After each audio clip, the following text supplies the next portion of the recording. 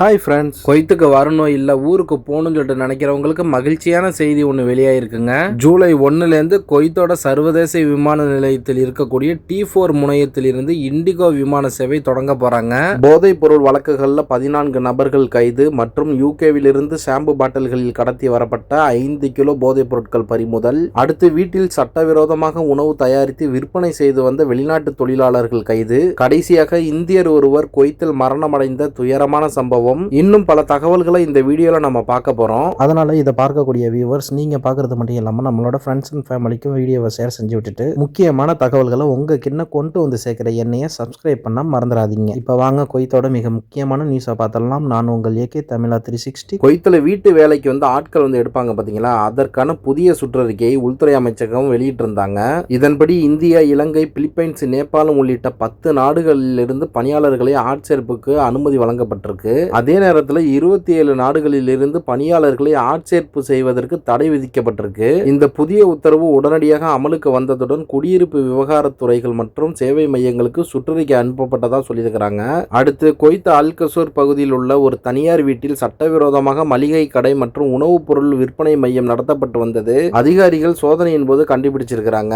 இதுல பாத்தீங்கன்னா வெளிநாட்டு தொழிலாளர்கள் அந்த வீட்டை உணவுப் பொருட்கள் சேமிப்பு, விற்பனை மற்றும் தங்குமிடமாக பயன்படுத்தி வந்தது தெரிய வந்தது. மேலும் உணவுப் பொருட்களை கையாள தேவையான சுகாதார உரிமம் மற்றும் பணியாளர்களுக்கான சுகாதார சான்றிதழ்கள் இல்லாமல் செயல்பட்டது கண்டறியப்பட்டதை தொடர்ந்து சம்பந்தப்பட்டவர்கள் மீது சட்ட நடவடிக்கை எடுக்கப்பட்டு வழக்கு பொதுநல வழக்கறிஞர் அலுவலகத்திற்கு அனுப்பப்பட்டுள்ளது. இதன்படி குற்றத்தோட தன்மையை பொறுத்து 100 முதல் 1 லட்சம் குவைத் தினார் வரை அபராதம் விதிக்கப்படலாம் என அதிகாரிகள் தற்போது தெரிவித்திருக்கிறாங்க. அடுத்த தகவல், குவைத்தில் இந்தியர் ஒருவர் உயிரிழப்பு. இந்தியாவில் இருக்கக்கூடிய கேரள மாநிலம் பத்தனம்திட்டா கலஞ்சூர் பகுதியை சேர்ந்த மனோஜ் குமார் கிழக்கே நெடுமன் சுகுமாரன் நாயர் 53 வயதான இவர் உடல் நலக்குறைவு காரணமாக கடந்த சில நாட்களாக மருத்துவமனையில் சிகிச்சை பெற்று வந்த நிலையில் தற்போது உயிரிழந்ததாக தகவல் வெளியாயிருக்கு. அவருடைய உடலை சொந்த ஊருக்கு கொண்டு செல்லும் நடவடிக்கைகள் நடைபெற்று வருவதாக சொல்லியிருக்கிறாங்க.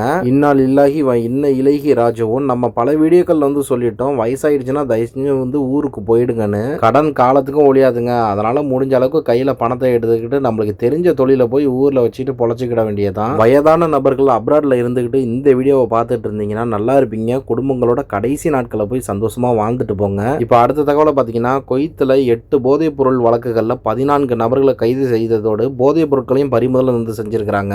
போதைப் பொருள் கடத்தல் மற்றும் விற்பனையை தடுக்கும் வகையில் நடத்தப்பட்ட சிறப்பு சோதனை நடவடிக்கைகளில் 8 தனித்தனி வழக்குகளில் 14 நபர்கள் கைது செய்யப்பட்டுள்ளதாக குவைத்தோட உள்துறை அமைச்சகம் தெரிவித்துள்ளது. இவனுங்க கிட்ட கஞ்சா, லிரிக்கா கேப்சூல், போதை மாத்திரைகள், மேலும் போதைப் பொருட்களை எடை பார்க்கக்கூடிய 6 டிஜிட்டல் தராசுகள் லிஸ்ட் ரொம்ப பெருசா போயிட்டு இருக்குது. அதனால போதைப் பொருட்கள் எல்லாத்தையும் இவங்க கிட்ட பறிமுதல் செஞ்சிருக்கிறாங்க. அதுபோல யூகேவில் இருந்து குவைத்துக்கு அனுப்பப்பட்ட ஹேர் ஆயிலா இருக்கட்டும், ஷாம்பு மற்றும் ஸ்பேர் பார்ட்ஸ்ல எல்லாம் சுமார் 5 கிலோ திரவ போதைப் பொருட்களை ஏர் கார்கோ சுங்கத்துறை அதிகாரிகள் பறிமுதல் செஞ்சிருக்கிறாங்க. இப்படி புதிய கடத்தல் முறைகளை எல்லாம் முறியடித்து நாட்டோட பாதுகாப்பை உறுதி செய்வதில் சுங்கத்துறை விழிப்புணர்வும் செயல்திறனும் மீண்டும் நிரூபிக்கப்பட்டிருக்கு. இப்ப கடைசி மற்றும் மிக முக்கியமான நியூஸை பார்த்துருமா, குவைத்தோட சர்வதேச விமான நிலையத்தில் இருக்கக்கூடிய T4, அதாவது டெர்மினல் 4 முனையம் 4ன்னு சொல்றது. இது குவைத் ஏர்வேஸ் எல்லாம் நிற்கும்ல, அந்த இடத்த நான் சொல்லிட்டு இருக்கேன். இதை ஏன் நான் ரொம்ப அழுத்தம் திருத்தமா சொல்லிட்டு இருக்கேன்னா, இப்போ லாஸ்டா நம்ம ஃபேமிலியிலேருந்து ஒரு ஆள் போயிருந்தாங்க. அவங்க T4க்கு போறதுக்கு பதிலாக T5க்கு போயிட்டாங்க.